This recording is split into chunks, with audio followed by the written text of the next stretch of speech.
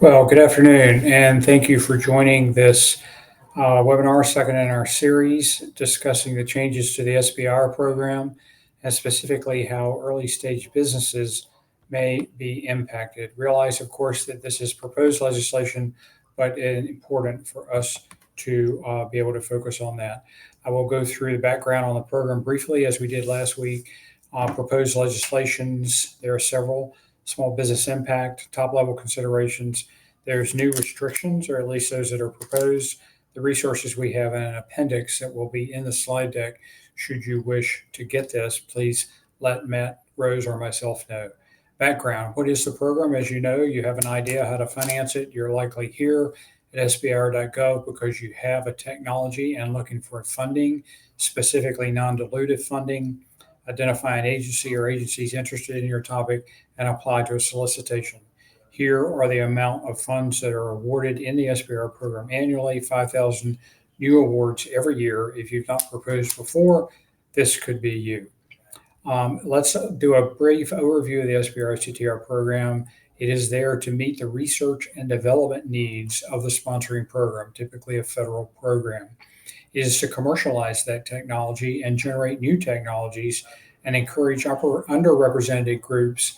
And that definition has changed now to emerging states as what it was before, and encourages technology transfer. There are advantages to the program. It's non-dilutive. That is to say, it's a grant. You don't need to pay it back. The funding does not require an equity stake whatsoever. The company maintains the intellectual property, and that's pretty much a case, although you need to read each solicitation carefully about that. There is non-competed follow-on funding that's available if you've developed technology under an SBIR program, or you're able to go sell that within the federal space in a non-compete environment. It is a defined process and their research and development goals. Here's the funding by agency. As you can see, each agency has a good size funding, DoD being the largest. These are fiscal 19 budgets, but the budgets have pretty much been comparable since then. Let's look at the proposed legislations. There are three right now that are all in the same place. They're in a committee in the Senate. One is this, called the Innovate Act. The next is the SBIR Reauthorization Act.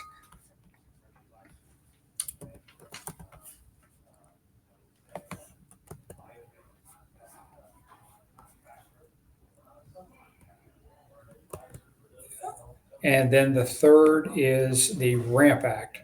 I just got a notice from my person that the streaming may not be going exactly as prescribed. Let's just make sure that everything's all right from him, and then we'll keep going. That previously covered, I covered the reauthorization legislation in a previous webinar back on the 4th of June. Just want to confirm that we are broadcasting. I see it looks like we are here from my perspective. 3 minutes and 30 seconds into it. Here's a small business impact in phase 1A. This is a whole new program. This is a program that is not current. That is to say, this does not exist currently. The phase 1A is proposed to have the same purpose as the existing phase 1, and basically to determine scientific and technical merit and feasibility of ideas that appear to have commercial potential. It is intended to increase accessibility for new entrants. It is for first-time awardees. You could have submitted in the past without success, and that's fine. If you've not been awarded, you are able to bid. You must just never have received an award. The proposals are submitted to an SBIR open topic announcement. Once again, this has not happened. This is not something that is going on now. So exactly how this is going to work is going to be left up to the individual agencies. There are benefits of phase 1A to bring new small business concerns committed to commercialization of technologies into the program. It's not restricted by location of small business or PI educational background, which means, at least from the way this is written, even though emerging states are going to be monitored to see how many programs and how many awards are made there, there is actually no benefit to being in an emerging state that I can see at present. 2.5% of agency SBIR funds are allocated to the program. I'm taking that to mean 2.5% of the 3.2%. of the allocated SBIR funds. The solicitation. Why is LinkedIn say that? He's saying that LinkedIn is saying starting soon. All right, well, let's go back here. Leveraging.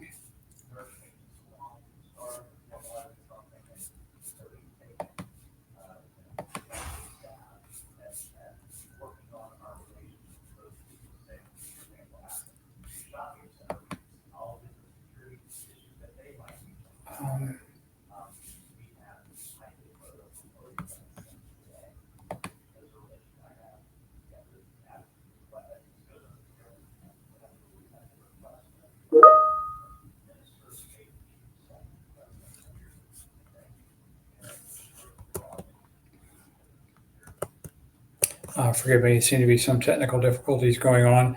It is working on the phone app, according to Matt Rose.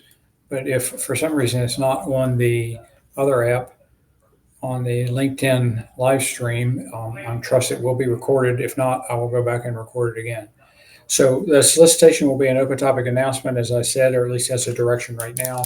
And the small business or the PI eligible for not more than one award of more than $40,000, which is going to kind of be interesting. I'm not sure what you can do with $40,000 that has the same advantage or the same objective as a phase one. The proposal for that is a report no more than 2 pages in length, covering identification of the problem, description of the solution, impact, differentiation, commercialization strategy, and the benefits of the award. And you are eligible for a phase two from a phase 1A according to this, or you can develop a solution for phase one or phase two.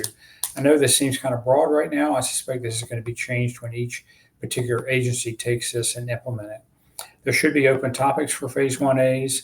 It's only for small businesses who have never won one in the past. The proposal is challenging to answer the mail in 2 pages. The identification of the problem is what they said that you need to do. You must have one-to-one discussions to learn of the use cases. This is what's really important for phase 1As.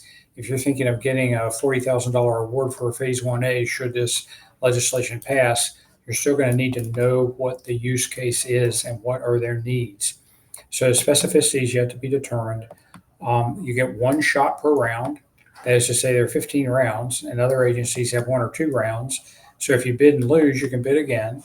If you bid and win, you're going to be ineligible for another phase 1A. I guess a question that's reasonable to ask is if there's a phase 1 topic and an open topic that are both applicable for you, should you bid both?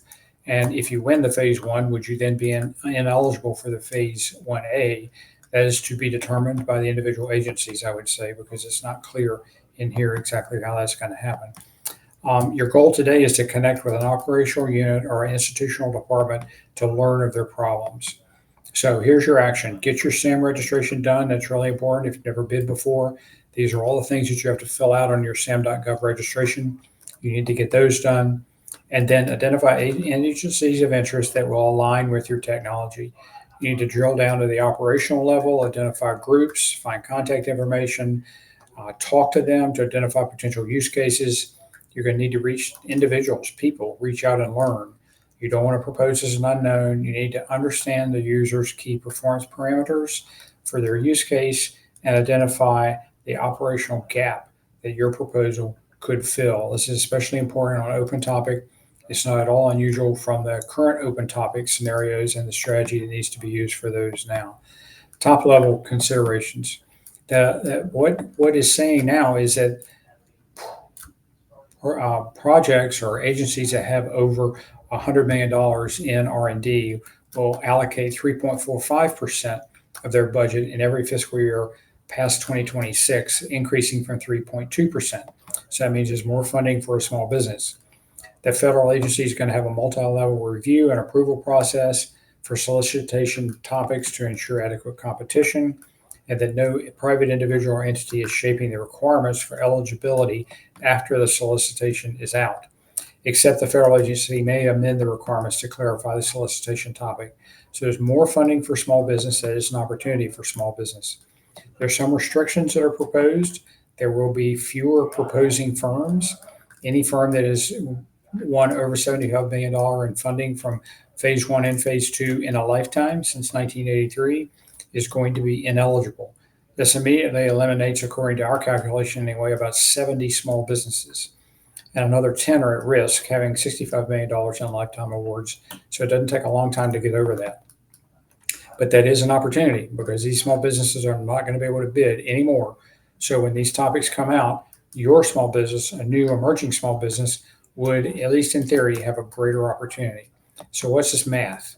The total awarded since 1983 is $77 billion. Boy, that's a lot, isn't it? How much was awarded to these 70 ineligible companies? Well, the math I came up with was about $12 billion. So that's 15% of, by dollar amount anyway, that have been eliminated. There's been 214,000 firms that have won awards since the program was initiated. That's pretty amazing, isn't it? By eliminating the top performers in the program, new companies are needed to fill the gap. Thus, the language of the bill states encourage new SBIR and STTR entrants. That is an opportunity for the new small business. Any individual may not concurrently serve as a PI on more than one proposal in a single phase one solicitation or phase two. So this is kind of challenging because many small businesses will go try to bid 2 or 3 different topics, bidding the same PI because they don't have that many people. But you can't do that anymore. It's going to severely limit small businesses, in my opinion, because they have to put all their marbles in one bag, so to speak, for every solicitation. And you can't have more than $40 million for the most recent fiscal year in order to be eligible, which I don't think is a big deal. I looked up the NAICS, and the SBA defines a small business as having up to 41.5 million in annual revenue. So it's reasonable to infer that only a small fraction of high technology firms exceed that. There's possible minimal impact on the program, but I think that is a risk up there. A small business concern includes affiliates, spin-out subsidiaries, may not submit more than 3 proposals to a single phase one or phase two.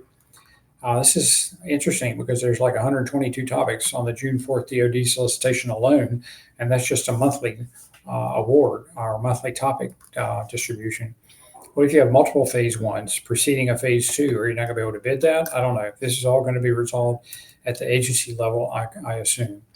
A small business, including affiliates, spin-out subsidiaries, may not submit more than a combined total of 25 proposals to a phase one or a phase two published by a single agency in a single fiscal year. It may or may not be an issue. I mean, some larger small businesses would find this to be an issue, but maybe not so much for a very small one. Although DoD issues topics 15 times a year, and just the DoD 24.4 included 96 active topics, 39 being direct to phase two. So they're not going to get near the responses they did at one time, but it does open the field for more small businesses. So I think there's a risk here as well as an opportunity. Other restrictions, the STTRs are solely funding at CRL levels 1, 2, and 3, and the funding is cut in half beginning in 2026. So this is a challenge.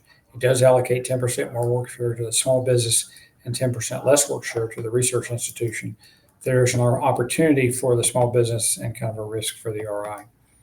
Also, an agency may not make an award under this subsection to small business concern that has received more than 25 direct to phase two awards. I'm assuming this is lifetime. And then once you get to 25, you're done. The phase one to phase two conversion, some metrics have been established. If you've received more than 10 or received more than 25, there are 2 metrics. One is 25%, the other is 50%. And the penalty is if you have not transitioned at that rate, then you cannot participate for 1 year, and you're limited to 5 phase one awards after that until the metric is met. There are some benefits. The Commercialization Readiness Program is now in the Strategic Breakthrough Awards, and so there's opportunities there for some pretty large phase 3 funds that could be made available to SBIR STTR program participants. And it says that there is a mechanism to be established to provide small business concerns with direct access to program and requirements offices throughout the DoD that may purchase the technology from them. This is excellent. If they actually do this, this is going to be tremendous for small businesses because the real challenge is always trying to understand the end use case and to understand their key performance parameters.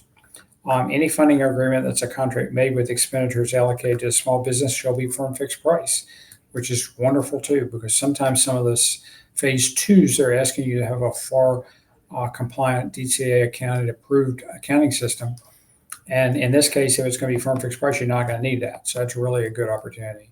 There's a commercialization metric that says a small business concern requires a sum of annual receipts from sources other than SBIR exceed what you've won through SBIR since the date of the first award.